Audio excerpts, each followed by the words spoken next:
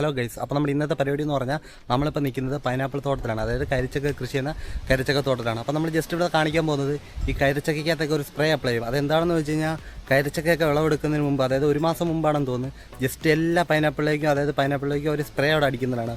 ആ സ്പ്രേ അടിക്കുന്ന കാരണം എന്താണെന്ന് വെച്ച് കഴിഞ്ഞാൽ ചക്കയുടെ വലിപ്പം കൂടാനും സൈസ് കൂടാനും അതുപോലെ തന്നെ എല്ലാം ഒരേ സമയം വിളവെടുക്കാനും വേണ്ടിയാണ് ജസ്റ്റ് സ്പ്രേ ചെയ്യുന്നത്.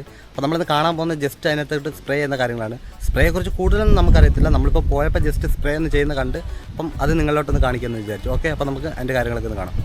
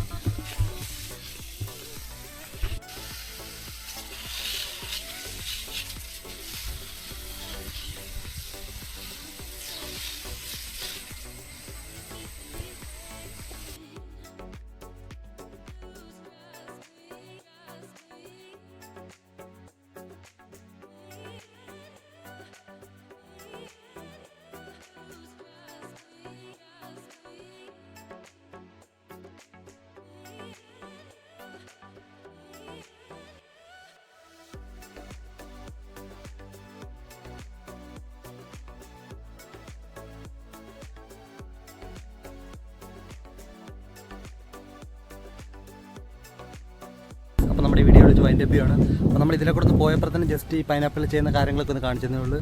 അപ്പോൾ നമ്മൾ അടുത്ത വീഡിയോയിൽ നമ്മൾ ഇതിനെ നല്ല ടോപ്പിക്കായിട്ട് കാണുന്നവരെല്ലാവർക്കും ബൈ.